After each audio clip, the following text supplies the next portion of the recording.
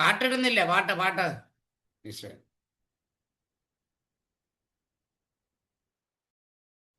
പോയോ? പാട്ട് പോയോ?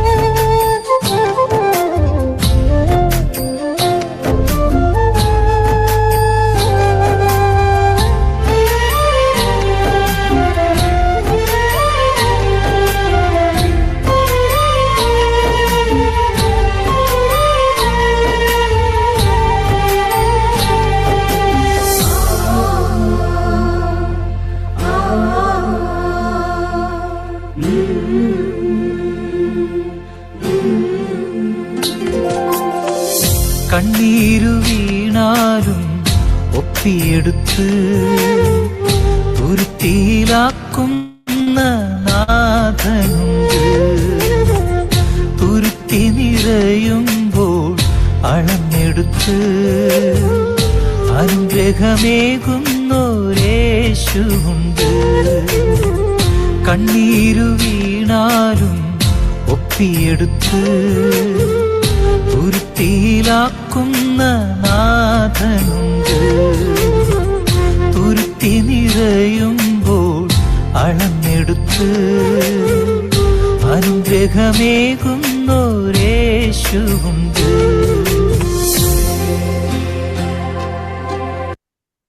ഈശോയിലേറ്റം സ്നേഹം നിറഞ്ഞവരെ, സങ്കീർത്തനം 65 തിരുവചനം പറയുക.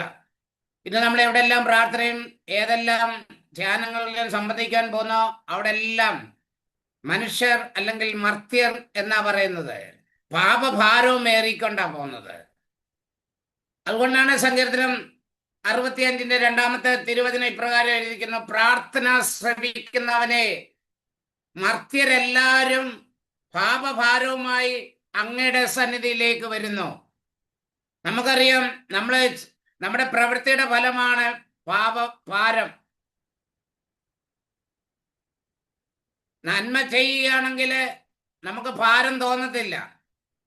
പാപം ചെയ്യുമ്പോൾ അത് ഭാരമായിട്ട് വരുന്നു എന്ന് നിയമാവർത്തനം 28 48 തിരുവചനം നമ്മൾ വായിക്കുന്നുണ്ട്. 28 48 വചനം പറയുകയാണ്: അതിനാൽ കർത്താവ് നിനക്കെതിരെ. അതെന്തുകൊണ്ട് അത് പറയാൻ കാര്യം? 47 വചനം നമ്മൾ കേട്ടിട്ടുള്ള എല്ലാറ്റിലും സമൃദ്ധി ഉണ്ടായപ്പോൾ തികഞ്ഞ ആഹ്ലാദത്തോടെ നീ നിന്റെ ദൈവമായ കർത്താവിന് ശുശ്രൂഷ ചെയ്തില്ല. കാര്യം, എല്ലാറ്റിലും സമൃദ്ധി ഉണ്ടായിരുന്നപ്പോൾ, ജോലി ഉണ്ടായിരുന്നപ്പോൾ, രോഗമില്ലാതിരുന്നപ്പോൾ, 4 നേരം ഭക്ഷിച്ചുകൊണ്ടിരുന്നപ്പോഴ്, അപ്പോഴൊക്കെ നീ ദൈവത്തെ തികഞ്ഞ ആഹ്ലാദത്തോടെ സന്തോഷത്തോടെ ദൈവത്തിന് ശുശ്രൂഷ ചെയ്തില്ല, ദൈവകാര്യത്തിന് മടികാട്ടി. ഇപ്പോൾ രോഗമായി, ഭാരമായി, പാപത്തിന്റെ പിന്നാലെയായി, അങ്ങനെ പാപഭാരവും ഏറിക്കൊണ്ട് മർത്യരെല്ലാരും ദൈവസന്നിധിയിലേക്ക് കടന്നു ചെല്ലുക. ഇപ്പം ഏറ്റവും ഉള്ളതാണ് പാപഭാരമാണ്. അതിനാൽ കർത്താവ് നിനക്കെതിരെ അയക്കുന്ന ശത്രുക്കൾക്ക് വേണ്ടി നീ വിശപ്പും ദാഹവും നഗ്നതയും പരമദാരിദ്ര്യം സഹിച്ചുകൊണ്ട് വേല ചെയ്യുമെന്ന് ഇവിടെ വ്യക്തമാക്കി പറയുകയാണ്. ശത്രുക്കൾക്ക് വേണ്ടി വിശപ്പും ദാഹവും സഹിച്ചുകൊണ്ട് നീ വേല ചെയ്യുമെന്ന് വ്യക്തമാക്കി പറയുക. പരമദാരിദ്ര്യം, നീ നശിക്കുന്നത് വരെ അവിടുന്ന് നിന്റെ കഴുത്തിൽ ഇരുമ്പ് നുകം എന്ന് വെച്ചാൽ ഭാരമാ. കണ്ടോ? ഇരുമ്പ് നുകം, ഭാരം വയ്ക്കും. അപ്പൊ നമ്മള് ഭാരം കുറയ്ക്കുന്ന ദൈവസന്നിധിയിലാണെങ്കില് വീണ്ടും നമ്മളെ ഭാരം കയറ്റി വെക്കുന്നത് ദൈവത്തിൽ നിന്ന് അകന്നു പോകുമ്പോഴാണ്. അത് തന്നെയാണ് നെഹമ്യാ പുസ്തകത്തിലെ 9 അധ്യായത്തിലെ 27 28 വചനം നമ്മൾ വായിക്കാറുണ്ട്. അവിടുന്ന് അവരെ ശത്രുക്കൾക്ക് ഏൽപ്പിച്ചു കൊടുത്തു. കാര്യം ദൈവസന്നിധിയിൽ നിന്ന് പോകും, പ്രാർത്ഥിച്ച് അത് കിട്ടി, ജോലി കിട്ടി, അല്ലെങ്കിൽ രോഗം മാറി, പല കാര്യങ്ങള്. ഇന്ന് ഞാൻ പോയടുത്ത് ഞാൻ പോലും അറിയാതെ ഒരു സാക്ഷ്യം, ഒരു പെൺകുട്ടി എഴുന്നേറ്റ് എന്ന് പറയുകയായിരുന്നു, അവയെ മരിയായില്ലേ. ഞാൻ അപ്പോഴാണ് അത് ശ്രദ്ധിക്കുന്നത്. കാര്യം എൻ്റെ ജോലി പ്രാർത്ഥിക്കുക എന്ന് മാത്രമേ ഉള്ളൂ, ബാക്കി ഞാൻ അന്വേഷിക്കാറില്ല. ഞാൻ പ്രാർത്ഥിച്ചാൽ ദൈവം തമ്മിൽ ഉത്തരം കിട്ടുമെന്ന് അറിയാവുന്നത് കൊണ്ട് പ്രാർത്ഥന ശ്രവിക്കുന്നവനെ, ഉത്തരം നൽകുന്നവനെ എന്ന വിശ്വാസമുള്ളതുകൊണ്ട് നമ്മൾ ബാക്കി കാര്യം ശ്രദ്ധിക്കുക. ദൈവകരങ്ങളിൽ ഏൽപ്പിച്ച ദൈവം നോക്കിക്കൊള്ളും നല്ല ഉറപ്പുണ്ട്. അപ്പൊ ആ പെൺകുട്ടി എടുത്ത് പറയുകയാണ്, ഈ ബ്രദറിനെ നിങ്ങൾക്കാർക്കും അറിയത്തില്ലായിരിക്കാം, പക്ഷേ ഈ ബ്രദറ് ചങ്ങനാശ്ശേരി കരസ്മാറ്റിക്കിന്റെ മിക്ക ലീഡേഴ്സിന്റെയും ഒരു ആത്മീയ ഗുരുവാണ്. ഈ ബ്രദറിന്റെ ധ്യാനവും ഈ ബ്രദറിന്റെ കൗൺസിലിങ്ങും ഉപദേശവും സ്വീകരിക്കാത്ത ഒറ്റ ലീഡേഴ്സ് പോലും ഇല്ല. അങ്ങേയറ്റം എൻ്റെ പപ്പ പോലും ജോർജ് ബ്രദറിന്റെ ശിഷ്യത്വം വഹിച്ച് ആദ്യമായിട്ട് സ്റ്റേജ് കെട്ടിയത് ബ്രദറാണ്. ഇപ്പൊ ഇവിടുത്തെ എല്ലാ ശുശ്രൂഷകരെയും സ്റ്റേജിലേക്ക് വചനം പറയാൻ കയറ്റിയത് ഞാനാണെന്ന് ആ പെൺകുട്ടിക്ക് അറിവുള്ളതാണ്, അറിയാവുന്നതാണ്. ഇപ്പം പറയുകയായിരുന്നു, കൊല്ലത്തു നിന്ന് ഒരു ഹൈന്ദവന് വിശ്വനാഥൻ എന്ന് പറയുന്ന ഒരു മകൻ ക്യാൻസർ ബാധിച്ച് സൗദയിൽ നിന്ന് മരണാവസ്ഥയിലേക്ക് പോയി. അവിടെ നിന്ന് അവർ പ്ലെയിൻ കയറ്റി അയച്ചു. നാട്ടിൽ വന്നപ്പോൾ ഈ പെൺകുട്ടിയുടെ അപ്പന്റെ കൂട്ടുകാരനായിരുന്നു, ഒരുമിച്ച് ജോലി ചെയ്തതായിരുന്നു. ഈ പെൺകുട്ടിയുടെ അപ്പന് എന്നോട് അടുപ്പമുണ്ടായിരുന്നത് കൊണ്ട് ഇങ്ങനെ പറഞ്ഞു,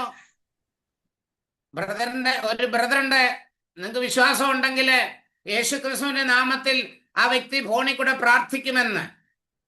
അപ്പം കച്ചിത്തുരുമ്പ് കിട്ടിയാലും രക്ഷയെന്ന് കണ്ട ആ മകൻ സാക്ഷ്യം പറഞ്ഞെന്ന് ആ ബ്രദർ ഫോണിൽ കൂടെ ശക്തമായിട്ട് പ്രാർത്ഥിച്ചിട്ട് പറഞ്ഞു, 15 ദിവസം കഴിഞ്ഞിട്ട് നിങ്ങൾ പോയി ടെസ്റ്റ് ചെയ്തോ, നിങ്ങൾക്ക് ക്യാൻസർ രോഗം ഉണ്ടാകത്തില്ലെന്ന് ദൈവത്തിന്റെ സന്ദേശം ആ ഹൈന്ദവനായ മനുഷ്യന്റെ അടുക്കല് ഈ ജോർജ് ബ്രദർ വിളിച്ചു പറയുന്നത് അവരുടെ പപ്പായും അവളും കേട്ടു.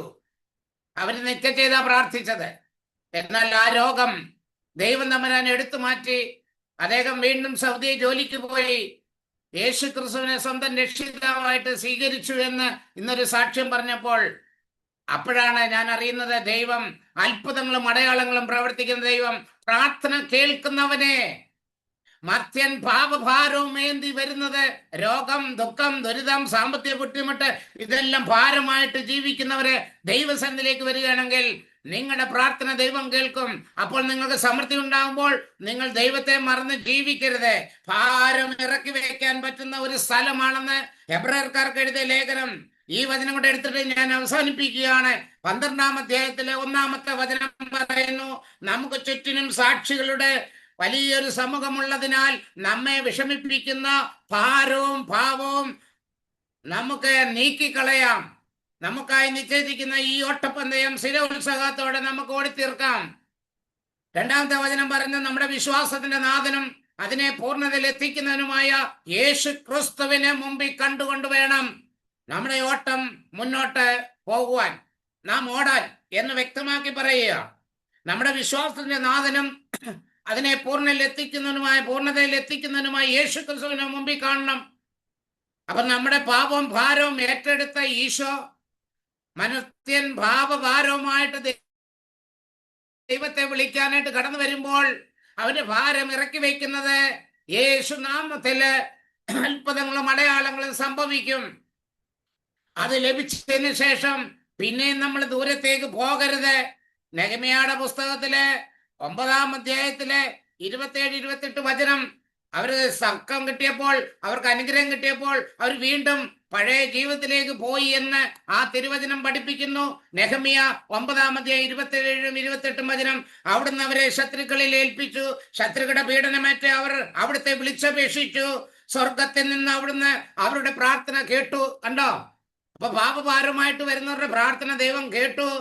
എന്നിട്ട് പറയുകയാണ്, കാരുണ്യാതിരേകത്താൽ അവിടുന്ന് രക്ഷകന്മാരെ അയച്ച് അവരെ ശത്രുക്കളിൽ നിന്ന് രക്ഷിച്ചു. ഇങ്ങനെ വചനപ്രഘോഷത്തിൽ കൂടി സൗഖ്യങ്ങൾ കിട്ടുമ്പോൾ, അവരിൽ കൂടി ഉപദേശം കിട്ടുമ്പോൾ, അവർ പറയുന്ന വഴിയെ, ദൈവത്തിന്റെ വഴിയെ ചരിക്കുമ്പോൾ അനുഗ്രഹം നിശ്ചയമായിട്ടും കിട്ടും.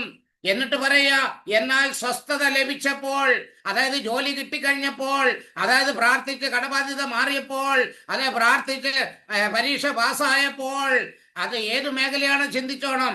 അഡ്മിഷൻ കിട്ടിയപ്പോൾ, അവർക്ക് സ്വസ്ഥത ലഭിച്ചപ്പോൾ അവർ വീണ്ടും തിന്മ ചെയ്തു.